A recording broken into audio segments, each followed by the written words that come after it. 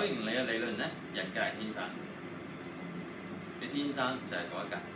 咁亦都其實呢個補充緊有啲理論不足嘅地方嘅，即係舉例例如係星座咁講，你同樣嗰輪出世嘅人，假設咗佢係同一性格，當然呢個係顯淺嘅星座理論啦。你深啲就唔係咁講啦，你深啲又牽涉太陽啊、月亮啊、上升啊、下降嗰啲啦，可以好複雜嘅，係啦。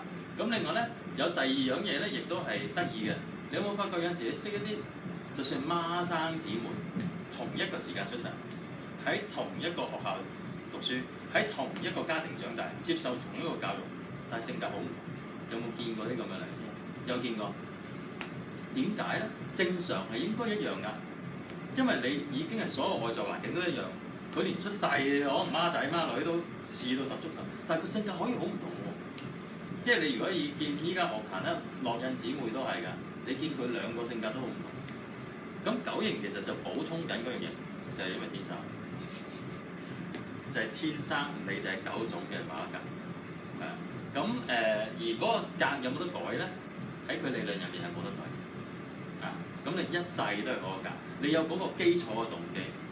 咁所以咧，啱啱佢哋簡介嗰啲咧就係嗰個九種嘅基礎動機啦。不過九型坦白講係難學嘅，呢樣嘢係難學難精嘅。原因係咩？你一記要記九種，咁仲要九種唔同，仲要九種咧又分佢嘅基礎動機啦，跟住又分佢嘅罪性啦，跟住又分咧佢即係高位低位，即係可能你諗上升下降啦，跟住再計 wing 啦，係啦。咁你再深入啲去研究佢咧，仲會分佢嘅健康層次，其實係有9層，係咁跟住再分落去咧，咁原來咧有另一隻咧就叫做即係我同佢上堂會講咧，就係一個叫做 defense mechanism， 即係一個叫做自我防衛機制，好似啱嘅6號嘅 projection 一樣。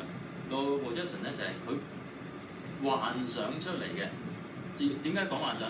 係因為個根據不足嘅。即係總有根據嘅，即係佢講嘅都似係有發生過。但係你俾一個6號，佢再回頭諗翻，如果佢冷靜諗翻成件事，佢覺得好似真係誇張咗少少。係。但係佢嗰一刻覺得係真係發生。點解咧？就係因為嗰個 projection 令到佢將佢嘅危機感，好似一個投射機咁 project 出嚟。哇！爆啦嗰單嘢，咁所以佢一定要阻止㗎，係啊。咁係啦，咁有個 defense mechanism 啦。咁另外依家其實再深啲咧，其實有啲會講負型子集嘅神體，即係意思係咩咧？負型子集就係每一型入面再分3格，再分3型嘅，係啊。咁係咪好複雜啊？所以我係講翻啲最基礎嘅嘢先。OK，就係覺得係啦。咁你話哇，學9型咁難，咁點算啊？嗱，其實咁嘅，就首先咧，你需要嘅咧就係知道自己係咩格。因為最後關心都係自己一個情況啦。咁跟住咧，第二樣嘢咧就知下到底你嘅對手或者你嘅親密朋友係邊一隻格？意思係咩？你阿爸阿媽係咩格啊？你老師係咩格啊？你啲同學係咩格啊？即係相處上好啲啊，係啊。因為坦白講，你有啲格咧，你順住你其實係減少咗誤會嘅。舉例如4號仔咁講，嗰啲啱啱所講嗰啲比較感情啊、浪漫型嗰啲朋友仔，佢無啦啦黑面無啦啦喊，你做佢男朋友又好驚，佢真係無啦啦黑面無。佢如果戒手係戒俾你睇嘅喎，send 張 WhatsApp 俾你睇，戒咗呢度，留緊呢度俾你睇。啊，咁咪死啦！係咪好激嬲佢？未必關事，佢自發工作，即係佢係自嗨嘅啫，自嗨自單。但係4號嗰種好就好在佢其實係嗰種即係藝術嗰種觸覺啦，同埋係佢對感覺嗰種細膩咧係無人能及嘅喺9型入面。咁所以佢嗰啲位你又會即係你如果作為你有男朋友咁樣，哇死啦係咪關我事？其實未必關你事。舉個事例嗰陣時，我試過同個一班年青人練跳舞啊，跳跳下突然間見過4號。咁你知咩事？你我咪同佢講，話好攰，嘢都唔想講，我咁算咯，我哋其他人，即係你唔使特登鬥佢去，喂一齊練啦，點，唔使噶。4號，如果你夾硬扯佢4號，覺得你係咩咧？你唔明白。4號好容易覺得你唔明我唔知你識唔識啲 fans，覺得啲人唔明白，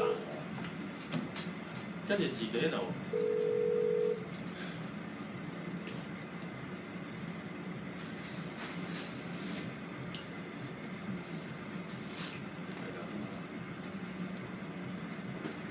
係咪？好似諗起有啲人係咁，我知係咁嘅，我可以細你。走啦你哋，唔知即係個類似，即係佢哋好感懷嘅。但係四號好處係咩？好義氣仔女，好重感情，係啦，係啦。咁所以有陣時你同呢啲人相處嘅時候，你點同佢相處？其實好簡單嘅咋。佢唔開心啊，你咪陪下佢咯。得意㗎！如果你識個，你想象到個四號 band 咧，你同佢相處點？佢尤其佢唔開心嘅時候，你點樣令佢覺得你明白佢咧？係十分之簡單，但係好難做，因為違反你本能。就係點咧？佢可能喺隔離喺度神傷，你就坐喺佢隔離，唔使好近㗎，俾翻啲距離，因為可能咁上下，坐喺度咯，唔好玩手機，就係坐啫，坐一輪。咁例如佢唔知佢喊嘅，嗰個係男定女先？你嗰個係男定女嘅？你我諗喎。係啊，男嚟嗰個嘅，男唔緊要。咁坐一輪，feel 到個大家個頻率開始近啦。OK， 差唔多嗰個起伏差唔多。OK， 點啊你？夠啦，冇啊，冇嘢好講啊。點啊你？跟住佢就。心入面，唔使多講啊，即係唔使話點啊你，我好似啱嗰個衰㗎啦，點佢就咁㗎啦，你淨係講點啊你，搞掂 ，that's it， 唔好講多。原因係咩咧？其實係講 feel 㗎嘛，成件事，你講得多咧，就壞咗件事啦。其實你未必明佢諗乜㗎，所以有陣時得意在咧，4號同5號咧 OK friend 嘅喎。5號係咩咧？啱講嗰啲好冷靜客觀分析嗰啲型號咧 OK friend 嘅喎。但係我直情見過有對夫婦咧係4號女搭5號男嘅。嗱當然咧結咗婚之後鬧爆啦 OK， 但係唔會離婚嘅。咁我平時見有啲友係4搭5都 OK 嘅，原因係咩？冇㗎，兩個都唔係唔出聲。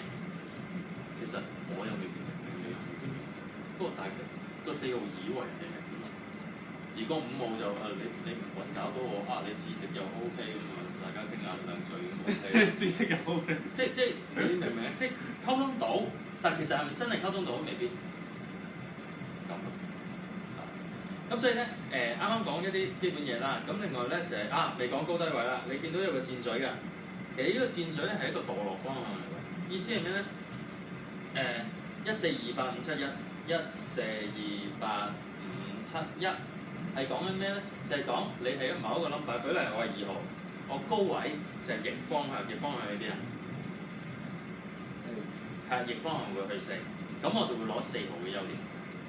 咁如果我墮落方向咧，就順方向就去8，就攞8號嘅優點。意思係咩？因為2號記唔記得係咩性格㗎？好咩？我唔記得咗。唔記得咗，唔記得乜有冇乜啊？被需要係啊，佢幫人嘅，好中意幫人嘅係啦。呢位大雄哥哥都好有2號嘅味道。咁咧，一個2號幫人格咧，其實佢傾向咧係壓抑佢嘅感情嘅。好得意喎，一個咁親切幫人嘅人，佢會壓抑佢嘅感情，因為佢覺得我係冇需要嘅，你哋有需要，你哋需要我，你需要我去幫。咁我冇需要，但係你有冇需要㗎？實有。你嘅需要係咩？大家諗到天爆都未諗到嘅啦。我覺你諗到話我知啊。咁但係當2號高位咧，即係覺得自己有價值，佢就會落去4度攞佢嘅優點。4號係咩？感覺啊嘛。咁佢然之壓呢個感覺就可以出翻嚟，就會感性㗎咯，可以流露感覺。但係如果低位落8咧，8號係咩？霸氣外露 OK。2號會變得好似8咁霸氣，會鬧人㗎，會㗎。即係原先親切嘅2號就變得鬧人。我都見過佢爆2號鬧人㗎，係好金㗎，係啊，同佢平時嗰個表現出嚟嗰種姿態真係好唔同。